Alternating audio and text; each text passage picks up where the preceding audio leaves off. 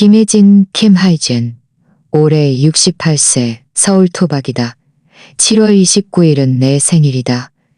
사실 그리 특별한 날은 아니다. 매년 혼자 조용히 보내곤 했다.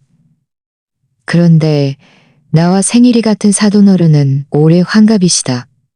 만약 사돈댁에서 사돈어른의 환갑잔치를 열어드린다면 혹시 내 생일도 기억해줄까? 나는 미리 시장에 가서 토종닭 한 마리를 고르고 참치 스테이크와 손자가 제일 좋아하는 떡갈비도 사왔다. 집에 돌아와 채소를 씻고 재료를 손질하고 닭곰탕을 끓였다. 1시간 내내 닭곰탕을 끓이면서 다른 메뉴들도 생각했다. 작년 어버이날 받았던 꽃무늬, 그릇 세트도 깨끗이 씻어 꺼내 놓았다. 식탁보도 새로 연두빛 면마 소재로 바꿨는데 베란다의 제라늄 꽃 색깔과 아주 잘 어울렸다. 사진을 찍어 지훈이에게 보내주고 싶었다. 나는 생일 풍선 이모티콘을 하나 보냈다. 답장은 없었다. 아직 바쁜가 보지 하고 스스로에게 말했다. 나는 5시간에 일어나 커피 한 잔을 내리고 베란다에 앉아 햇볕을 쬐었다. 따뜻한 햇살에 마음이 조금 들떴다. 어쩌면 아직 작은 희망을 품고 있었는지도 모른다. 9시가 되도록 휴대폰은 잠잠했다. 나는 닭곰탕을 다시 데우고 참치 스테이크를 겉바속촉하게 구웠다.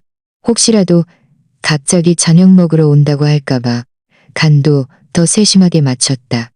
하지만 점심시간이 되도록 전화 한 통 없었다. 가족 카톡방은 조용했고 손자조차 이모티콘 하나 보내지 않았다. 아마 오후에 오려나 보다 하고 생각했다. 점심은 많이 먹지 않았다. 나 혼자 잔치국수 한 그릇을 끓여 먹었다. 국물에 케일 몇 장을 넣었다. 반쯤 먹고 있는데 TV에서 엄마의 위대함이라는 특별 프로그램이 나왔다.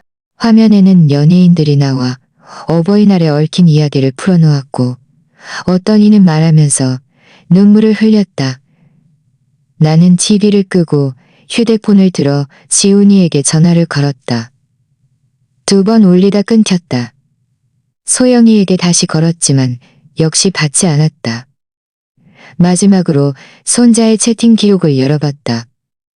메시지는 내가 지난주에 주말에 뭐 먹고 싶니? 라고 물었을 때 손자가 은이라고만 답한 곳에서 멈춰 있었다. 마음이 점점 불안해졌다. 며느리의 카카오톡 프로필을 눌러보니 공항에서 찍은 셀카 사진이 떴다. 사진은 소영이가 카메라를 들고 찍었고 뒤에는 지훈이와 준우 그리고 사돈어른이 서 있었다. 사돈어른은 연한색 마스크를 쓰고 헐렁한 미생로 원피스를 입은 채 손자의 손을 잡고 활짝 웃고 있었다. 사진 묵묵히 휴대폰을 내려놓았다. 사진 위에는 모두 출동. 엄마에게 큰 서프라이즈. 나는 멍하니 몇 초간 사진을 바라보다가 가슴속이 무언가로 꽉 막힌 듯했다. 어쩌면 그냥 제주도에 간 걸지도 몰라 하고 스스로를 달랬다. 하지만 화면 오른쪽 하단에 인천국제공항이라고 선명하게 찍혀 있었다. 나는 지훈이의 위치 공유를 켰다. 몇 년 전 지훈이가 해외 출장을 갈 때 혹시나 무슨 일이라도 생길까봐 내가 억지로 설치하게 한 기능이었다. 지훈이는 그 기능을 해제하지 않았다. 나는 지도를 확대해 보았다.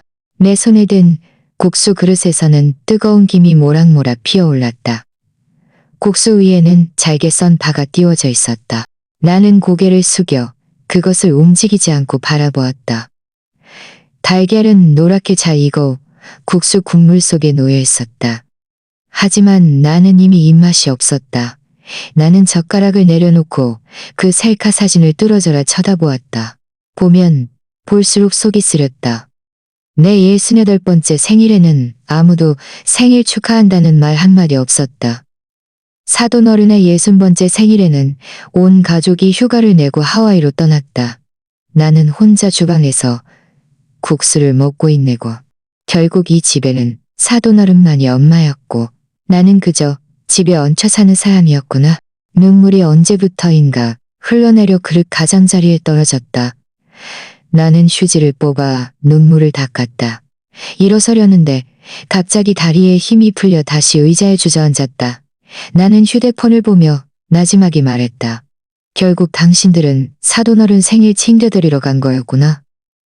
나는 케이크 한 조각도 없는데. 휴대폰은 여전히 식탁 위에 놓여 있었고 화면이 밝아졌다. 소영이의 카카오톡 프로필 업데이트였다. 나는 다시는 열어보고 싶지 않았지만 손가락은 말을 듣지 않고 눌러 들어갔다. 사진은 부드러운 조명과 고풍스러운 인테리어를 자랑하는 레스토랑이었다. 식탁 위에는 예술 작품처럼 정교한 요리 몇 가지가 놓여 있었다. 한눈에 봐도 평범한 식단이 아니었다. 사돈어른은 와인색 원피스를 입고 금색 굽이 있는 하이힐을 신고 주빈석에 고금색 굽이 있는 하이힐을 셨다. 사돈어른은 화이를 신고 주빈석에 곧게 앉아 있었다. 손자는 그 옆에 서서 환하게 웃게 혜정 사돈어른 60세 생신 축하드립니다. 아이들은 언제나 사돈어른을 사랑합니다라고 쓰여 있었다. 나는 그 글귀를 멍하니 쳐다보았다. 어디서부터 숨이 막혔는지 알 수 없었다. 혜정 사돈어른 60세. 나도 같은 날 생일인데 그들은 말 한마디 없었다. 아이들은 언제나 사돈어른을 사랑합니다. 나는 문구가 나를 좀 웃기고 싶게 만들었다. 나는 문득 매년 내 생일이면 그들이 있거나 아니면 갑자기 카톡방에 생일 축하해요. 한마디 던져놓고는 차갑고 어색한 침묵이 흐르던 것이 생각났다. 나는 거창한 잔치를 바란 게 아니었다. 따뜻한 밥 한 끼. 그리고 엄마 수고하셨어요. 라는 말 한마디 정도는 들을 수 있지 않을까? 식탁 위의 닭곰탕은 이미 식어서 하얀 기름막이 덮여 있었다. 다시 데울 마음도 없었다. 나는 라면을 들고 주방으로 가서 물을 끓였다. 면과 스프를 넣고 면이 익기를 기다리는 이 동작은 너무나 익숙했다. 젊은 시절 나는 이렇게 온 가족을 배불리 먹였다. 내가 굶더라도 그들이 따뜻한 음식을 먼저 먹게 했다. 맛이 너무 자극적이라고 했다. 하지만 초등학교 3학년 때 감기에 걸려 밥을 먹지 못할 때 내가 채소를 넣을 라면을 끓여주자 한 그릇을 다 비웠던 기억이 난다. 나는 라면을 먹으면서 TV의 미식 프로그램을 뚫어져라 쳐다보았다. 진행자는 미슐랭 예스타 셰프의 서울 한정 메뉴를 설명하고 있었다. 나는 갑자기 TV를 껐다. 더 이상 보고 싶지 않았다. 라면을 다 먹고 입을 닫는데 눈앞이 흐릿해서 TV 화면이 제대로 보이지 않았다. 또 눈물이 흐르고 있었던 것이다. 나는 방으로 돌아가 낡은 앨범 몇 장을 꺼내 한 장씩 넘겨보았다. 지훈이가 어릴 때 내 어깨 위에 올라타 찍은 사진도 있었고 남편과 북한산으로 봄나들이 가서 함께 심었던 작은 꽃과 함께 찍은 사진도 있었다. 눈을 감고 상상했다. 남편이 살아있었다면 오늘 분명히 조용히 식당을 예약하고 손자를 불러 함께 따뜻한 밥을 먹었을 것이다. 나는 가볍게 한숨을 쉬고시다. 나는 앨범에서 작년에 온 가족이 찍은 가족 사진을 한 장 뽑았다. 그날 나도 카메라 옆에 있었지만 하지만 나도 카메라 옆에 그날 나도 카메라 옆에 있었다. 나는 그들이 어떻게 이 여행을 계획했는지 생각하기 시작했다. 지훈이는 지난달에 월말에 회사가 너무 바쁠 것이라고 했다. 나는 특별히 홍삼을 사서 몸보신하라고 주었다. 소영이는 요즘 감정 기복이 심해서 시간을 더 함께 보내야 한다고 했다. 결국 가와이 생일 여행을 계획하고 있었던 것이다.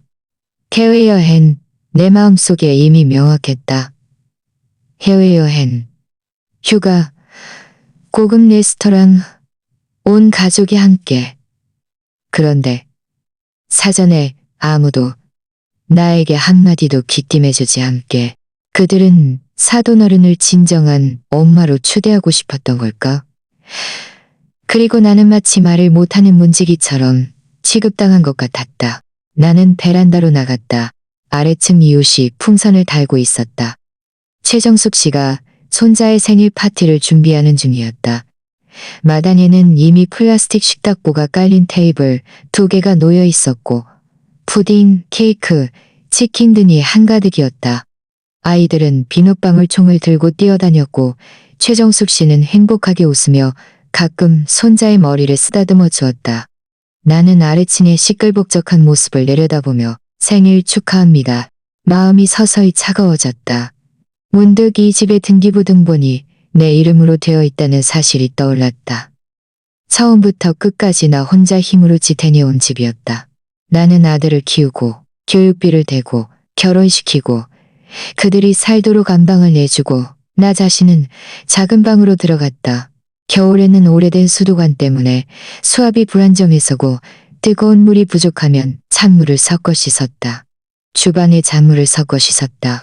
하지만 결국 그들은 사돈어른의 60세 생일을 기억하고 그가 푸아그라를 좋아하고 사진 찍기를 좋아하고 손자를 데리고 외출하기를 좋아한다는 것을 기억했다. 반면 평생 가족을 위해 헌신한 나에게는 생일날 축하 인사 한마디 없었다. 나는 점점 어두워지는 하늘을 바라보았다. 바람이 조금 쌀쌀했다. 나는 가디건을 걸치고 베란다 의자에 앉아 휴대폰 앨범을 열어 방금 찍었더라는 사진을 지웠다. 속으로 생각했다. 이 등기부등본으로 나는 배가인시하는 가족을 키워냈구나. 이 집은 2억여 년 전에 샀다. 그때는 집값이 지금처럼 터무니없이 비싸지 않았다. 남편과 나는 평생 모은 돈으로 이 30평대 낡은 아파트를 샀다. 남편은 등기부등본을 내 이름으로 해야 한다고 고집했다. 여자는 평생 남자에게 의지한다는 말을 듣기 쉬우니 집은 내 손에 있어야 마음이 놓인다고 했다.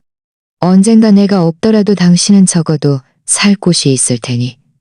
그때는 농담처럼 말했지만 남편은 일찍 세상을 떠났다. 그 후 나는 혼자 아들을 키우고 그가 가정을 이루고 아이를 낳는 것을 지켜보며 살아왔다. 평범했지만 안정적인 삶이었다. 지은이가 결혼하던 해 그는 나에게 집을 살 형편이 안 되니 우선 우리 집에서 살고 싶다고 했다. 나는 당연히 승낙했고 나 자신은 작은 방으로 옮겨가 그들 부부에게 안방을 내주었다. 그때 나는 아직 학교에서 가르치고 있었고 매일 아침 일찍 나가 밤늦게 돌아와 집 일찍 나가 밤늦게 돌아와 집에 일찍. 가끔 샤워를 하려고 하면 그들이 뜨거운 물을 다 써버려서 나는 찬물을 섞어 대충 씻곤 했다. 욕실도 그들 부부가 사용해야 했기에 나는 그들이 모두 잠든 후에야 가서 빨래를 했다. 많은 일을 나는 말하지도 않고 따지지도 않고 따지지도 않았다. 젊은 사람들이 생활 압박이 크니 내가 조금이라도 도울 수 있다면 도와야지 하고 생각했다. 하지만 지금에 와서야 깨달았다. 조금이라도 돕는 것지. 끝까지 도와야 깨달았다. 그날 밤 나는 식탁 의자에 앉아 벽에 걸린 시계를 계속 응시했다. 시계는 규칙적으로 똑딱똑딱 소리를 내며 이 집이 계속 앞으로 나아가고 있지만 나를 위한 자리는 이미 오래전에 없어졌다는 것을 상기시켜주는 듯했다. 나는 주소록을 열어 예전 학교 동료였던 임미란 씨에게 전화를 걸었다. 우리는 같은 학년에서 담임을 맡았었고 퇴직 후에도 가끔 차를 마시며 이야기를 나누곤 했다. 내가 처리할 일이 좀 있는데 도와달라고 하고 싶어서. 전화 저편에서 몇 초간 그녀는 멈칫했다. 집을 팔려고? 왜 갑자기? 그녀는 내 목소리가 심상치 않다는 것을 알아챘지만 더 깊이 묻지 않고 저녁에 아들에게 연락해서 다시 알려주겠다고 했다.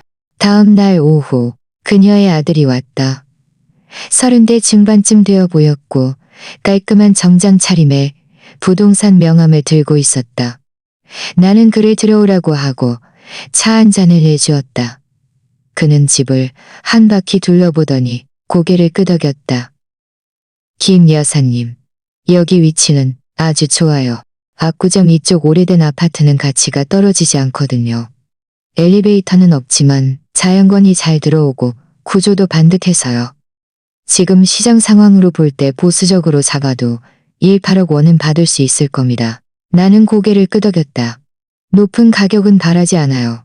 조금 싸게 팔아도 괜찮으니 빨리 팔렸으면 좋겠어요. 그는 잠시 망설였다라도 괜찮으니 빨리 팔렸으면 좋겠어요. 그는 잠시 망설였다. 아주머니, 정말 괜찮으시겠어요? 더 이상 미루고 싶지 않아요. 그는 더 이상 묻지 않고 정중하게 고개를 끄덕이며 초기 서류를 차탄 위에 놓았다.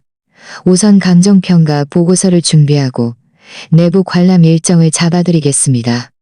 그가 떠난 후 나는 문을 닫고 잠시 벽에 기대어 서 있었다. 집은 고요했고 창문 틈새로 햇살이 바닥에 얼룩덜룩하게 쏟아질 뿐이었다.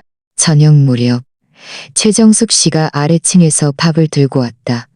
그녀는 내 아래층 이웃으로 나이도 비슷해서 종종 시장에 함께 가곤 했다. 내가 탕을 많이 끓이면 한 그릇씩 나눠주기도 했다. 그녀는 내가 베란다에서 창문을 닫고 있는 것을 보고 아래로 내려오라고 불렀다. 나 갈비찜 너무 많이 했는데 같이 먹을래? 나는 고개를 저었다. 오늘은 내 안색이 좋지 않은 것을 보고 물었다. 혹시 어디 불편해? 혹시 어디 불편해? 어디 불편해? 나는 2초간 침묵하다가 결국 말했다. 나 집 하려고. 그녀는 깜짝 놀랐다. 뭐? 잘 살고 있는데 왜 갑자기 팔아? 신중하게 생각해봐야 하는 거 아니야. 내 목소리는 아주 침착했지만 억누를 수 없는 서글픔이 담겨 있었다. 최정숙 씨는 입을 벌려 무언가 말하려다 결국 가볍게 한숨을 쉬었다. 수요일 오후 나는 지하철을 타고 등기소를 향했다. 가방 안에는 등기부 등본, 신분증 사본, 그리고 도장이 들어있었다. 창고 앞에서 번호표를 뽑았다. 손바닥에 땀이 조금 났다. 긴장해서가 아니라 말로 표현할 수 없는 감정 때문이었다. 마치 어떤 곳에서 벗어나려는 듯한 느낌, 혹은 몸의 일부를 잘라내는 듯한 느낌이었다. 나는 휴대폰을 무음으로 해놓고 진동만 울리게 했다. 내 차례가 되자 나는 평소보다 더 굳건하게 일어섰다. 업무를 처리하는 젊은 직원은 동작이 빨랐다. 나는 소유권 이전 위임을 처리하러 왔다고 말했다. 그녀는 컴퓨터를 조작하면서 물었다. 소유권자 본인이 맞으신가요? 가족에게 물려주실 건가요? 가족에게 물려주실 건가요? 가족에게 물려주실 건가요? 그녀는 잠시 멈칫하며 덧붙였다. 그녀는 잠시 멈칫하며 덧붙였다. 지금 매수자 정보를 기입하시겠어요? 아니면 이미 부동산에 위임하셨나요? 그저 비현실적인 고요함만이 있었다. 마치 이 모든 것이 남의 일인 것처럼. 등기소를 나오자 비가 오고 있었다. 나는 우산을 펼쳐들고 문 앞에 서서 끊임없이 오가는 차들을 바라보았다. 사람들은 모두 자신을 위해 바쁘게 움직이고 있었다. 나도 마찬가지였다. 다만 내 움직임은 몇십 년 늦었을 뿐이었다. 휴대폰을 열어보니 며느리가 또 카톡 프로필을 업데이트했다. 사진 속은 하와이 와이키키 해변거리였다. 사진 속은 하와이 와이키키 해변거리였다. 상점 진열장에는 오색 찬란한 니온 사인이 비쳤고 소영이는 카메라를 들고 소영이는 손자는 옆에 서서 도넛을 먹고 있었는데 입가에 크림이 묻어 있었다. 그녀는 사진 아래에 할머니 오늘 완전 신나셨어. 나는 글을 남겼다. 나는 사진을 확대해보니 사돈어른이 화면 뒤쪽에 서서 한 손으로는 손자의 손을 잡고 다른 한 손으로는 쇼핑백을 들고 있었다. 미색 니트 블라우스를 입고 머리는 풍성하게 파마를 해서 실제 나이보다 훨씬 젊어 보였다. 그런데 나는 어제 닭곰탕 한 솥을 끓였지만 아무도 먹지 않아 싱크대에 버릴 때 탕 위에 기름막이 둥둥 떠 있었다. 나는 은행 앱을 열어 방금 입금된 18억 원의 금액을 확인했다. 계좌에 돈이 들어와 있었다. 집은 이미 다른 사람의 것이 되었다. 나는 은행 지점장과 약속을 잡고 신탁 계좌를 만들러 갔다. 그는 50대 중반의 깔끔한 차림의 남성으로 말하는 속도가 빠르지도 느리지도 않으면서 아주 인내심이 있었다. 그는 내게 용도를 물었고 나는 공익 신탁을 설립하고 싶다고 말했다. 대상은 서울 지역의 치매 환자 돌봄 가족이며 금액의 절반 정도를 기부할 예정이니 이 기금이 명확한 조건과 투명한 용도로 설계될 수 있도록 도와달라고 했다. 기부한 돈이 엉뚱한 곳에 쓰이는 것을 원치 않습니다. 그는 잠시 멈칫하며 고개를 끄덕였다. 김 여사님, 정말 큰 선행이십니다. 그저 선행이 아닙니다. 그저 무엇을 남기고 무엇을 버려야 하는지, 그저 무엇을 버려야 합니다. 수속을 마친 후 나는 지정박 벤치에 앉아 편의점에서 산 따뜻한 두유를 마셨다. 날씨가 좀 답답했고 공기 중에는 새 냄새가 섞여 있어 비가 올 것 같았다. 휴대폰이 한 번 진동했다. 지훈이에게서 온 전화였다. 나는 전화를 받으며 먼저 입을 열었다. 여보세요. 엄마, 요즘 잘 지내? 목소리가 왜 그래? 목소리가 왜 그래? 좀 피곤해 보여. 아니, 그냥 요즘 좀 피곤해서 그래. 너희는 거기서 잘 지내?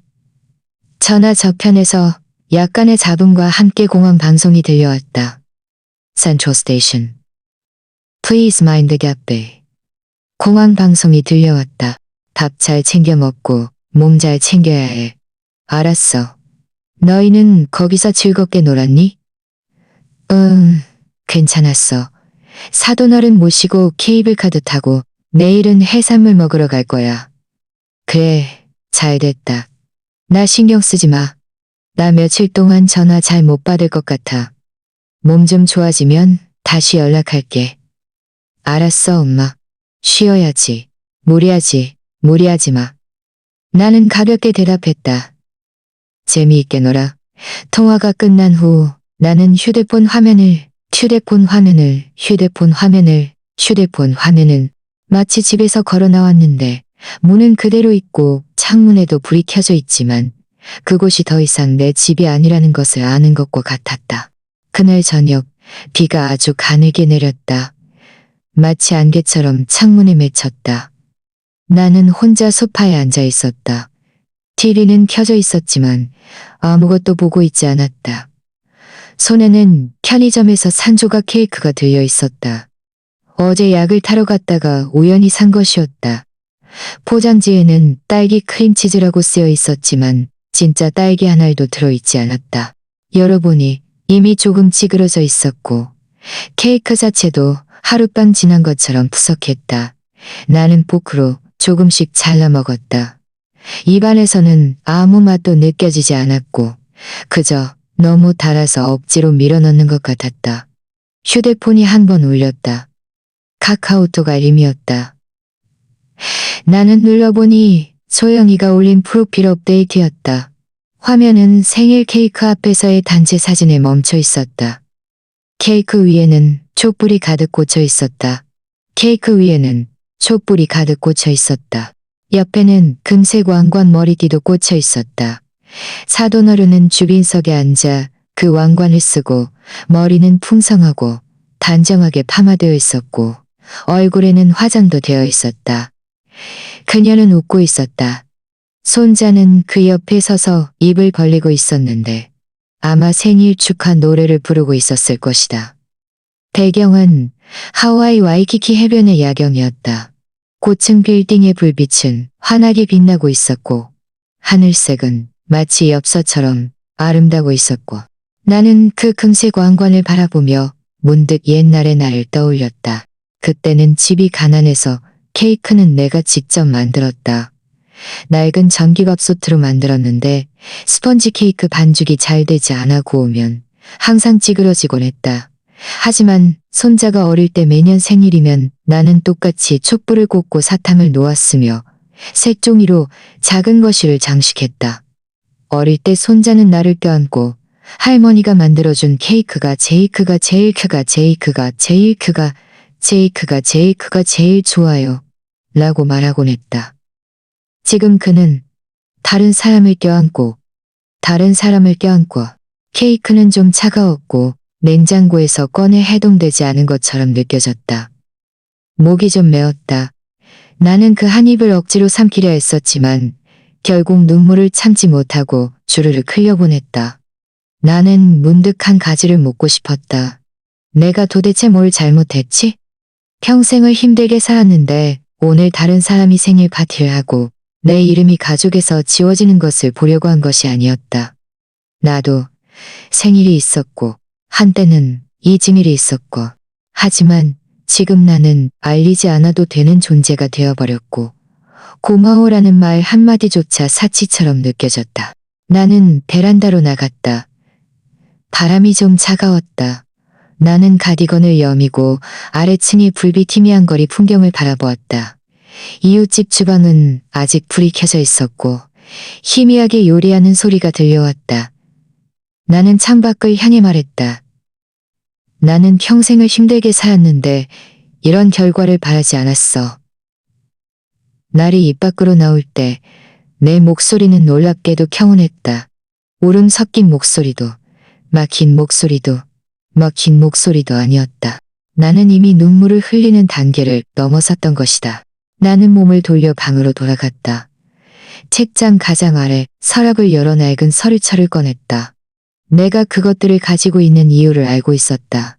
나는 누렇게 바랜 복사지 한 장을 찾아냈다. 10여 년 전 남편이 나에게 남겨준 증여계약서였다.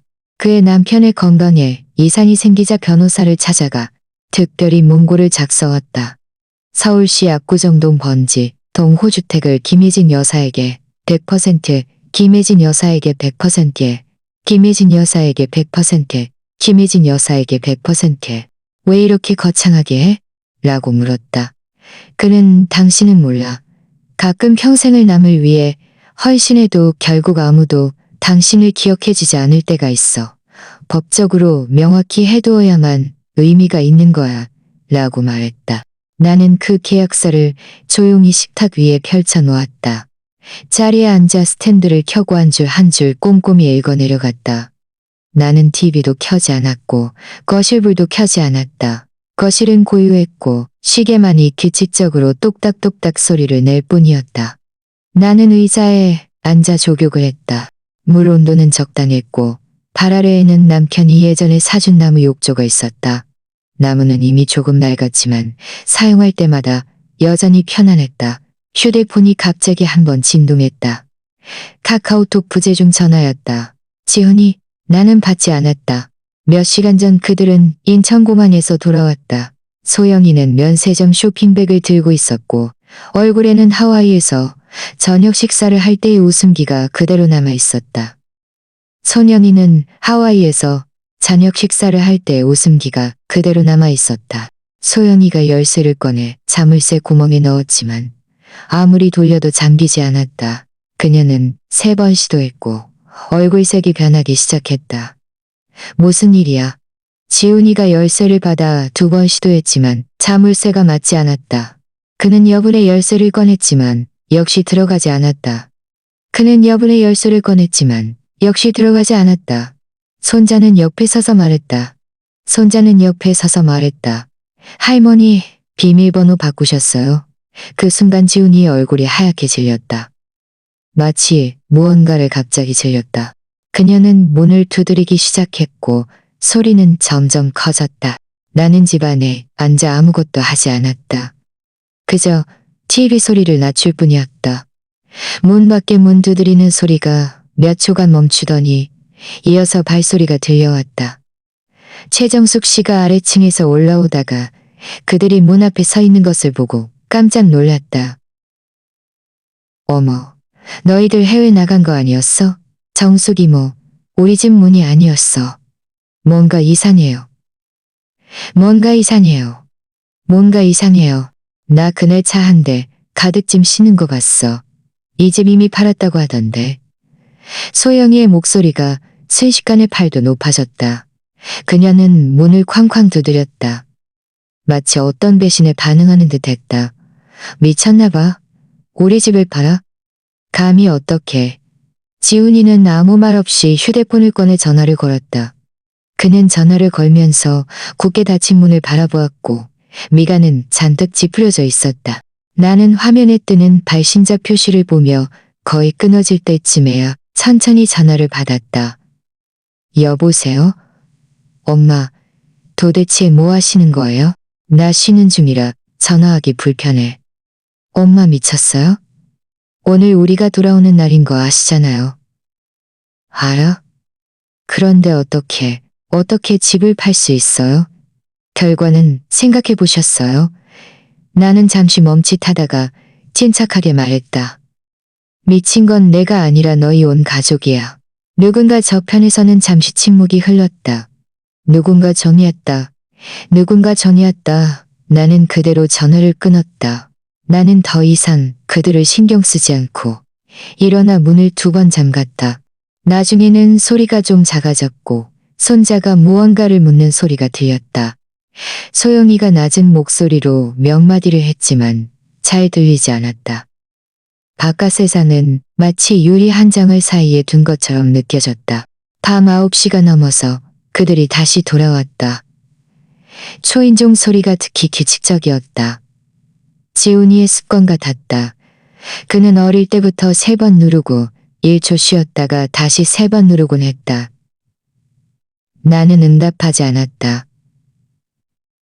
그들은 오랫동안 문을 두드리다가 결국 포기했다. 나는 조격을 끄고 발을 닦은 뒤 주방으로 가서 물을 마시고 거실 불을 껐다. 집 전체는 어두워졌고 작은 야간등 아래에서 노란 불빛만 희미하게 빛났다. 나는 곧게 닫힌 문을 한 번 돌아보고 나지막이 말했다. 이 집은 내가 나 자신에게 남긴 존엄이야. 오후 3시 초인종이 울렸다. 나는 주방에서 나오다가 문고리 구멍으로 들여다보니 사돈어른이었다. 손에는 보온 가방이 들려 있었고 다른 한 손에는 고급스럽게 포장된 빵 상자를 들고 있었다. 나는 문을 열었다. 그녀는 문 앞에 서서 웃으며 말했다. 아이고, 드디어 만나네.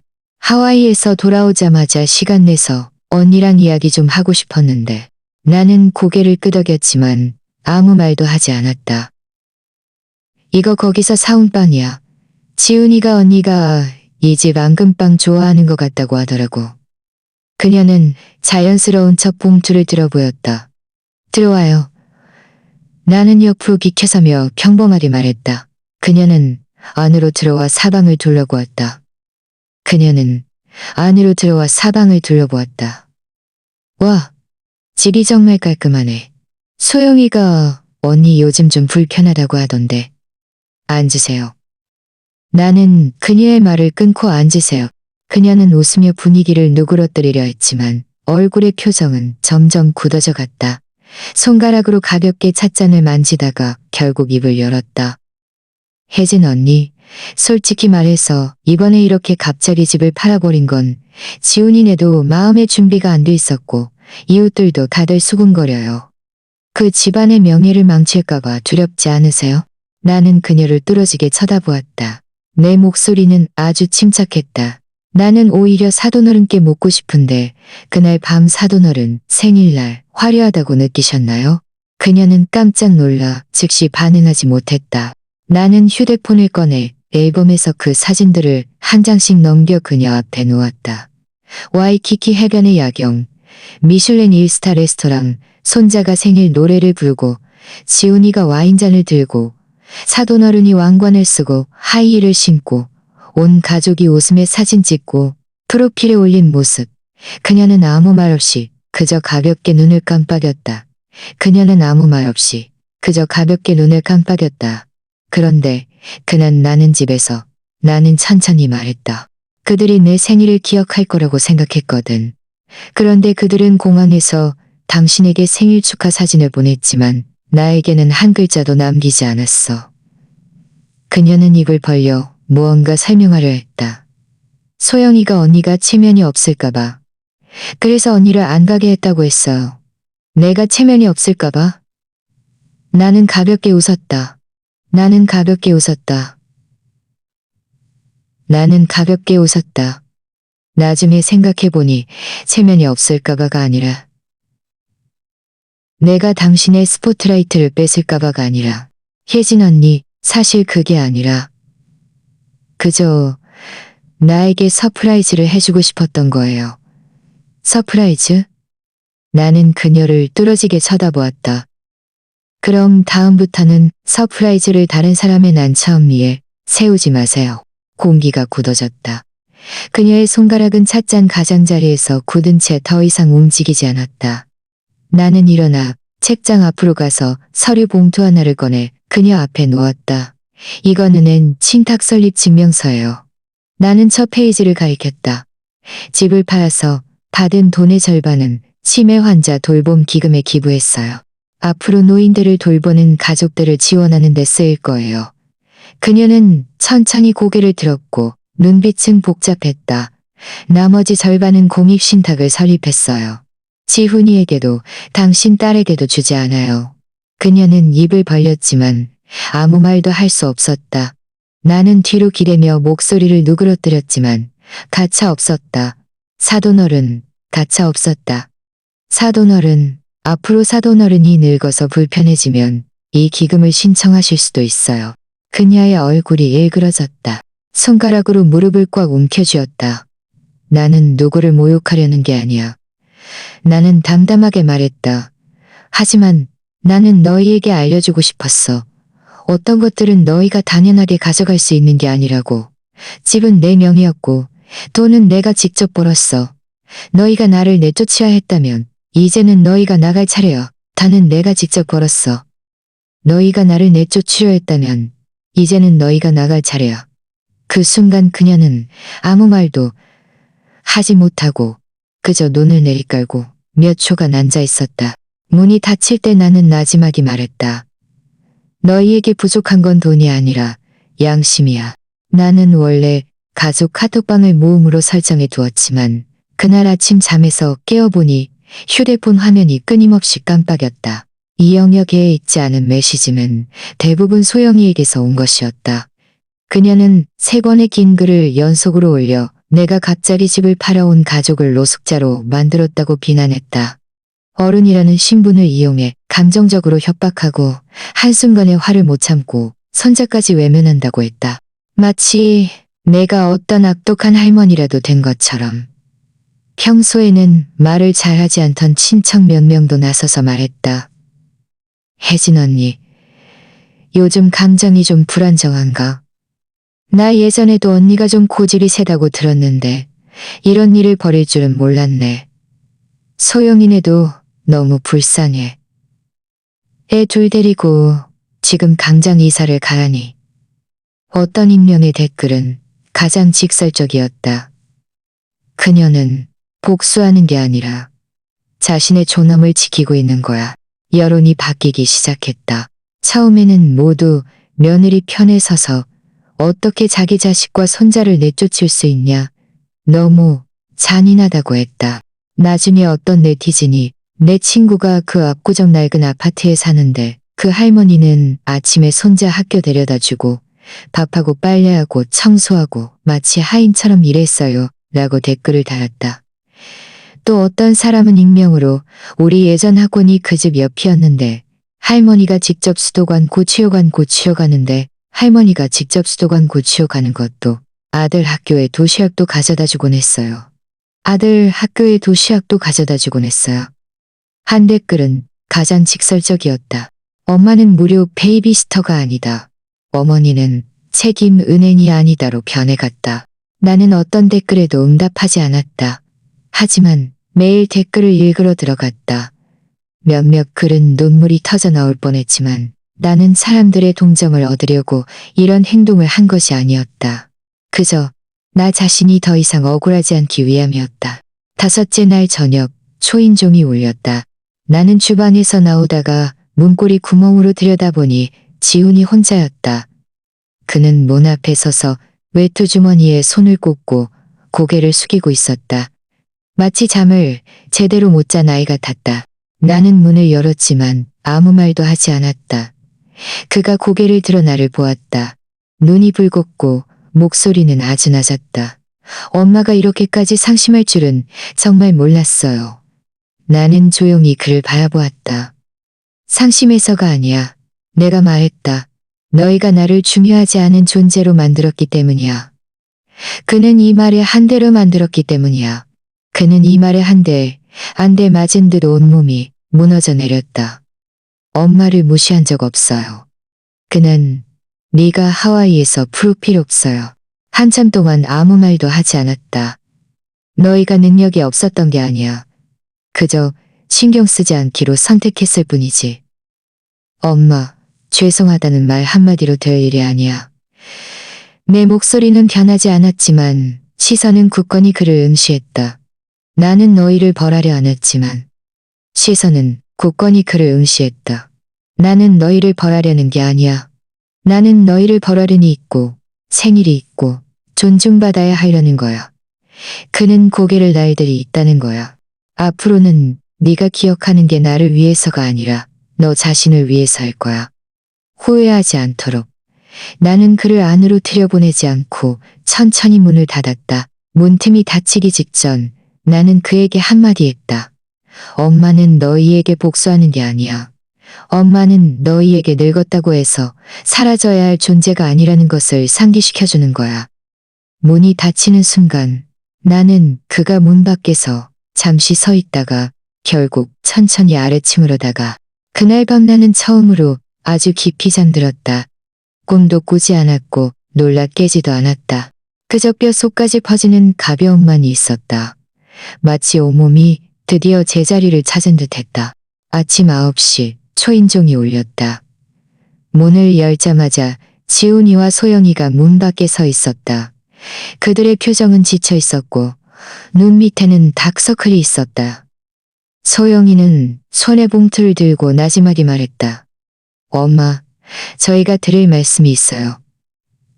나는 그들을 안으로 들이지 않고 그저 문가에 서 있었다. 지훈이가 나를 한번 쳐다보더니 용기를 낸 듯 봉투를 내밀었다. 이건 사돈어른의 진단서예요. 거기에는 경도 알츠하이머성 치매라고 명확히 쓰여 있었고 확진 시기는 재작년 11월이었다. 나는 조용히 그 글귀를 바라보았다. 마음이 조금씩 차가워졌다. 사돈어른이 이미 증상이 좀 있었어요. 사람을 못 알아보기도 하고 망상도 하고 가끔 말하는 논리도 뒤죽박죽이 되곤 했어요. 지훈이가 엄마가 너무 많이 생각하실까봐 마지막에 말했다. 나중에는 엄마가 나를 못마땅해 한다는 말을 자주 한다. 엄마가 나를 못마땅해 한다는 소영이가 이어 말했다. 사돈어른이 발작하면 엄마를 욕하기도 했고요. 저희는 엄마가 오해하실까봐 더군다나 엄마가 서운해하실까봐 걱정했어요. 나는 가볍게 웃었다. 그 웃음에는 기쁨이 없었고 그저 숨을 내쉬는 것 같았다. 그저 숨을 내쉬는 것 같았다. 그래서 너희의 방식은 내가 스스로 물러나게 하는 거였어? 나에게 말하지 않고, 초대하지 않고, 나를 배제하면서 마치 내가 자연스럽게 사라진 것처럼? 소영이는 외동딸이고 저는 중간에 끼어 있어서 정말 어떻게 해야 할지 몰랐어요. 나는 그들을 바라고 왔다. 하지만 내 머릿속은 수년 전으로 돌아갔다. 그때 사돈어른이 처음 서울에 이사 와서 우리 집 옆에 살았다. 항상 웃는 얼굴로 직접 담근 매실주를 들고 놀러 오곤 했다. 명절에는 손자에게 사탕도 주었다. 하지만 언제부터인가 나를 보는 그녀의 눈빛이 변했다. 가끔 밥을 먹을 때 나를 뚫어지게 쳐다보며 너 내가 몇 숟가락 먹는지 세고 있니? 한 번은 내가 그녀가 좋아하는 반찬을 만들었는데 그녀는 소영이에게 저 얼굴 좀 봐. 일부러 독을 넣은 것 같지 않니? 라고 말했다. 나는 그때 그녀가 마음이 불편해서 나를 눈의 가시처럼 여기고 일부러 그랬다고 생각했다. 그 말들이 전적으로 그녀 자신의 의식이 아니었을 수도 있다는 생각했다.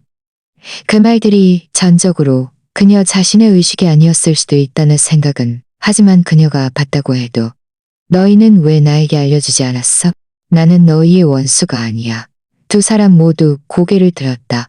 하지만 나는 너희에게 희생될 수 있는 사람으로 취급받았어. 공기가 잠시 무거워졌다. 지훈이의 눈시울이 붉어졌고 소영이는 고개를 숙이고 나를 감히 보지 못했다. 엄마. 그의 목소리가 좀 메어 있었다. 저희가 보상할 기회가 있을까요? 저희는 할 의향이 있어요. 나는 고개를 저었다. 용서할 수 없어서가 아니었다.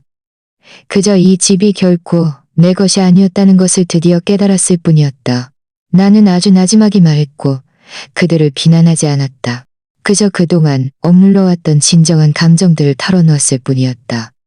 너희는 나쁜 사람이 아니야. 너희는 그저 나를 늘 견도리에 놓아두는 것에 익숙했을 뿐이지. 그리고 불편해지자 아예 치워버린 거고 문 밖에서 바람이 불어 소영이의 머리카락을 흐트러뜨렸다. 그녀의 눈빛은 드디어 부드러워졌지만 아무 말 돌릴 때 정말로 아무 말도 할 수 없었다. 나는 마했다. 아무 말도 휘끌어뜨렸다. 너희는 가봐. 앞으로 너희 일에 나는 간섭하지 않을 거야. 라고 말하는 것을 들었다. 그날 오후 전화가 울렸다. 김 여사님, 안녕하세요. 서울 치매 환자 돌봄 가족 신탁 담당자입니다. 김 여사님께서 설립하신 신탁 기금의 1차 수혜자 명단이 정리 완료되어 안내드립니다. 나는 펜을 들어 시간을 기록했다. 직접 오셔서 서명 확인해 주셔야 합니다. 저희는 또한 수혜 가족 대표 한 분을 김 여사님과 만나 뵙도록 주선할 예정입니다. 네, 그렇게 대답했다. 나는 지금 관악구의 작은 원룸에 살고 있다.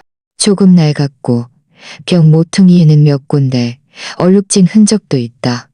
하지만 베란다가 동안이라 아침 5시 반이면 햇살이 쏟아져 들어온다. 이사 온 첫날 나는 꽃시장에 가서 깻잎, 바질, 그리고 작은 자스민 화분을 샀다. 플라스틱 화분에 심었는데 물을 줄 때마다 향기가 주방으로 흘러들어왔다. 마치 예전 부엌에서 닭볶음탕을 끓일 때의 냄새가 닿다. 내 침대는 창가에 붙어있는 싱글 침대다. 음악은 부드럽고 시끄럽지 않아서 마치 누군가와 함께 아침 식사를 하는 것 같다. 나는 외롭지 않다. 그저 드디어 혼자 있는 법을 배우게 되었을 뿐이다. 오늘은 내 69번째 생일이다. 아무에게도 알리지 않았다. 카톡방 공지도 없고 이모티콘도 없고 케이크 예약 알림도 없었다. 아침에 나는 동네 마트에 가서 8,900원짜리 작은 케이크를 샀다. 바닐라 맛이었고 위에는 크림으로 만든 가짜 장미꽃 한 송이가 꽂혀 있었다. 나는 종이컵 하나를 골라 케이크를 담고 하얀 촛불 하나를 꽂았다.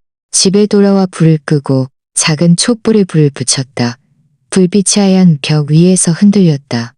나는 혼자 식탁에 앉아 나지막이 생일 축하 노래를 불렀다.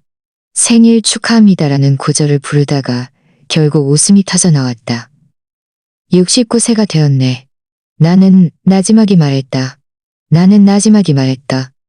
나는 누구의 엄마도, 누구의 엄마도, 누구의 아내도, 누구의 사돈어른도 아니야. 나는 그저 김혜진이야. 저녁 무렵 관리실에서 전화가 왔다. 편지가 왔다고 했다. 아래층으로 내려가니 마침 편지가 배달되어 있었다. 지훈이가 보낸 것이었다. 발신인에는 이준우라고 쓰여 있었다. 나는 보자마자 내 손자라는 것을 알았다.